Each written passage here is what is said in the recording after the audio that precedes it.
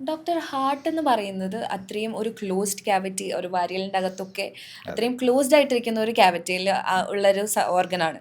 അപ്പം നമ്മളൊരു bypass surgery ചെയ്യുമ്പം അത് അത്രയും പ്രിസിഷനോട് കൂടി എങ്ങനെയാണ് നമ്മളത് ചെയ്യുക? ബൈപ്പാസ് സർജറിയിൽ നമ്മൾ ഒരു ആൾക്കാരുടെ ഒരു ധാരണ ഇത് ഹാർട്ട് തുറക്കേണ്ട ഒരു ആവശ്യമില്ലാത്ത സർജറിയാണ്. It is a closed heart surgery. Bypass നമ്മൾ ചെയ്യുന്നത് ഇപ്പോൾ റോഡിലത്തെ പോലെ തന്നെ. റോഡിലൊരു ട്രാഫിക് ബ്ലോക്ക് ഉണ്ട്, നമ്മൾ റോഡിനെ ബൈപ്പാസ് ചെയ്ത് പോകുന്നു, അല്ലെങ്കിൽ ട്രാഫിക് ബ്ലോക്കിനെ ബൈപ്പാസ് ചെയ്ത് പോകുന്നു. ഇവിടെ ബ്ലഡ് വെസൽസിൽ ബ്ലോക്ക്സ് ഉണ്ട്. അപ്പോൾ ആ ബ്ലോക്കിനെ ഒന്നും ചെയ്യുന്നില്ല, ബ്ലോക്കിനെ ബൈപ്പാസ് ചെയ്യുന്നു, വേറൊരു വഴി വെച്ച് കൊടുക്കുകയാണ്. ഈ ബ്ലഡ് വെസൽസ് എല്ലാം ഹാർട്ട്, ഇപ്പോൾ നമ്മുടെ ദേഹത്തിലെ എല്ലാ ഓർഗൻസിനും ന്യൂട്രീഷൻ ആവശ്യമാണ്. ഇത് ഹാർട്ട് ഓൾസോ ഇസ് എ മസിലാണ്, മസിൽ പമ്പാണ്. സോ അതിനും ന്യൂട്രീഷൻ ആവശ്യമുണ്ട്. അതിൻ്റെ മസിൽ പമ്പിന് കൊടുക്കുന്നതും ബ്ലഡ് വെസൽസിലൂടെയാണ്. ആ ബ്ലഡ് വെസൽസിനെയാണ് ഈ കൊറോണറി ആർട്ടറി ഡിസീസ് എന്ന അസുഖത്തിൽ ഇൻവോൾവ് ആവുന്നത്. സോ ആ ബ്ലഡ് വെസൽസ് ശരിക്കും ഹാർട്ടിൻ്റെ മസിൽ എന്ന് പറയുന്ന ആ ഒരു ഓർഗൻ അതിൻ്റെ സർഫസിലാണ്, ഉപരിതലത്തിലാണ്. അപ്പോൾ ബൈപ്പാസ് ചെയ്യുന്നത് ഈ ബ്ലഡ് വെസൽസിനെ മാത്രമാണ്, ഹാർട്ട് തുറന്നിട്ടല്ല ബൈപ്പാസ് ചെയ്യുന്നത്. ആൻഡ് അത് തന്നെ നമുക്ക് ഹാർട്ട് നിർത്തിയിട്ടും, ഇന്നത്തെ കാലത്ത് ഹാർട്ട് നിർത്താതെ ബീറ്റിംഗ് ഹാർട്ടിലാണ് ഇത് ചെയ്യുന്നത്. അത് ആ ഭാഗത്തിനെ സ്റ്റെബിലൈസ് ചെയ്യുന്നു. സ്റ്റെബിലൈസ് ചെയ്യാൻ എന്ത് ഉപയോഗിക്കുന്നത്? They are called stabilisers. ആ ഭാഗം അടിച്ചുകൊണ്ടിരിക്കുമ്പോൾ ഹാർട്ട് മൂവ് ചെയ്യുന്നത് ഒരു റിലേറ്റീവ്ലി മൂവ്മെൻറ്റ് കുറഞ്ഞ ഒരു ഏരിയ ഉണ്ടാക്കുന്നു, എന്നിട്ട് അവിടേക്ക് ബൈപ്പാസ് ചെയ്യും. ഓൾസോ സാധാരണഗതിയിൽ കൺവെൻഷനലി സ്പീക്കിംഗ് നമ്മൾ ചെസ്റ്റ് തുറന്നിട്ടാണ് ഇത് ചെയ്യുന്നത്. അത് തന്നെ മോഡിഫിക്കേഷൻസ് ഉണ്ട്. മിനിമലി ഇൻവേസീവ് എന്ന് പറയുന്ന സൈഡിലൂടെ നമുക്ക് ചെറിയ തുറന്നിട്ട് ചെയ്യാൻ പറ്റും. ചിലത് നമുക്ക് ഹോൾസ്, മിനിമലി ഇൻവേസീവ് എന്ന് പറയുമ്പോൾ നമ്മുടെ ലാപ്രോസ്കോപ്പിക് സർജറി പോലെ തന്നെ ട്യൂബ്സ് ഇട്ടിട്ട് ചെയ്യാൻ പറ്റും, റൊബോട്ടിക് ആയിട്ട് ചെയ്യാൻ പറ്റും. എല്ലാം എത്തുന്ന സ്ഥലം ഹാർട്ടിൽ തന്നെയാണ്. ചെയ്യുന്ന സർജറിയും സിമിലറാണ്. ഡോക്ടർ, നമ്മൾക്ക് സാധാരണ നോർമലി ആൾക്കാർക്ക് ചിലപ്പോൾ ഒരു നെഞ്ചിലൊരു വേദന ഒക്കെ വരാറുണ്ട്.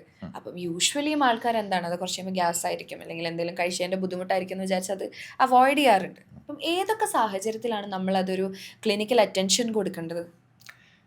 ഒന്ന്, നമ്മുടെ എല്ലാത്തിൻ്റെയും ഒരു പ്രോബബിലിറ്റി വെച്ചിട്ടാണ് നമ്മൾ ഒരു ഡയഗ്നോസിസിലെത്താൻ ശ്രമിക്കുന്നത്. ഒരു വളരെ യങ് ആയിട്ടുള്ളൊരു പേഴ്സൺ, ഇപ്പോൾ ഒരു 16-17 വയസ്സുള്ള ഒരാൾ നമുക്ക് കുറച്ച് നെഞ്ചുവേദന പറയുന്നു, അതൊരു ഹാർട്ടിൻ്റെ അസുഖം ഉണ്ടാവാനുള്ള സാധ്യത വളരെ കുറവാണ്. വേറെ 60 വയസ്സുള്ള ഒരാൾ അല്ലെങ്കിൽ കുറച്ചുകൂടി 70 വയസ്സുള്ള ഒരാൾ, സ്മോക്കിംഗ് ഉണ്ട്, ബാക്കിയുള്ള risk factors, high blood pressure ഉണ്ട്, പ്രമേഹമുണ്ട്, അങ്ങനെയുള്ളവർക്ക് അതിനുള്ള സാധ്യത ഒരുപാട് കൂടും. ഇപ്പോൾ റഫ്ലി പറയുകയാണെങ്കിൽ നമുക്ക് ഡയബറ്റീസ് വന്നു കഴിഞ്ഞാൽ ഹാർട്ട് ഡിസീസ് ഉണ്ടാവാനുള്ള, ഈ ബ്ലോക്ക്സ് ഉണ്ടാവാനുള്ള സാധ്യത റഫ്ലി 3 മടങ്ങാണ്. അപ്പോൾ ആ പ്രോബബിലിറ്റി വെച്ചിട്ടാണ് നമ്മൾ ഈ സിംറ്റംസിനെ അനലൈസ് ചെയ്യുന്നത്. And probability of developing or ആ സിംറ്റം ഹാർട്ട് അറ്റാക്കിൻ്റെ കൊണ്ടാണോ എന്നുള്ളത് ആ പ്രോബബിലിറ്റി വെച്ചാണ് നമ്മൾ ഡയഗ്നോസ് ചെയ്യുന്നത്. അതിൻ്റെ അർത്ഥം ചെറുപ്പക്കാരിൽ ഹാർട്ട് അറ്റാക്ക് വരില്ല എന്നല്ല ഉദ്ദേശിക്കുന്നത്.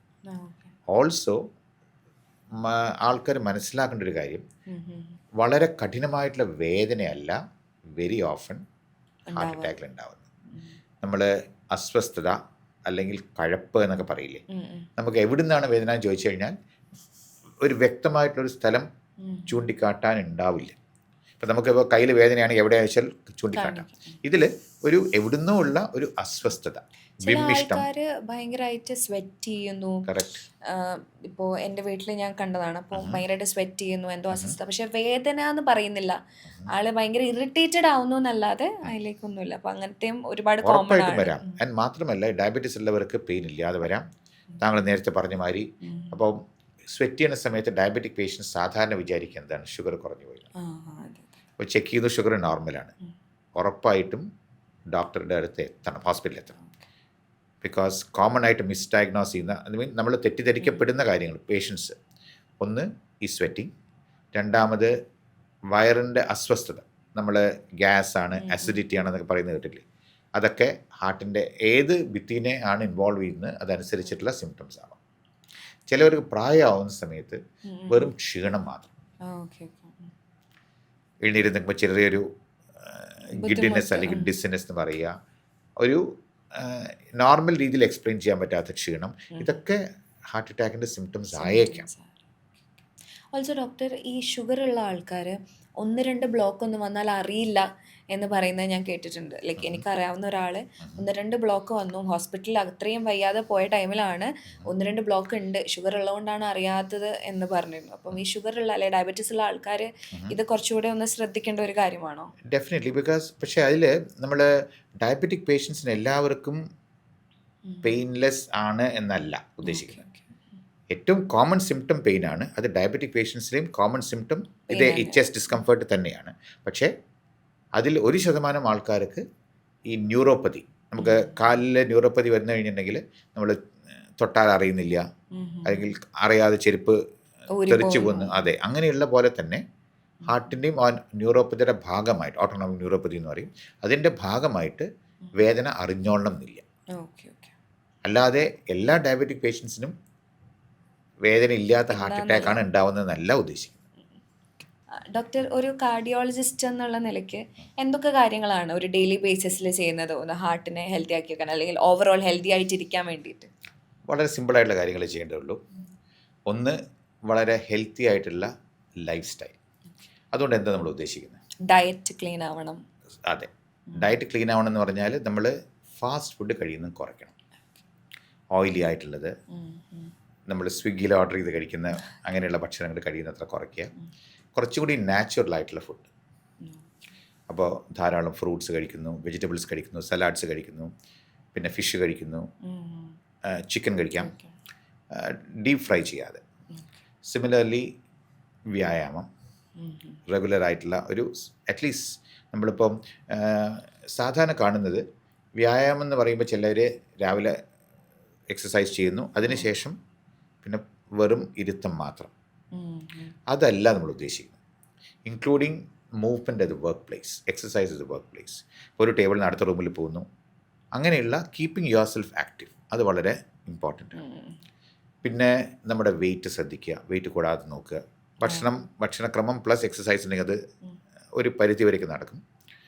സ്മോക്കിംഗ് കംപ്ലീറ്റ് ആയിട്ട് ഒഴിവാക്കുക. മെൻ്റൽ സ്ട്രെസ്സ് കുറയ്ക്കണം. അപ്പോൾ പണ്ടത്തെ ആൾക്കാരെ പറയുന്ന മാതിരി ആവശ്യത്തിനുള്ള ഭക്ഷണം, ആവശ്യത്തിനുള്ള വ്യായാമം, ആവശ്യത്തിനുള്ള ഉറക്കം, ആൻഡ് ടെൻഷൻ കഴിയുന്നത്ര.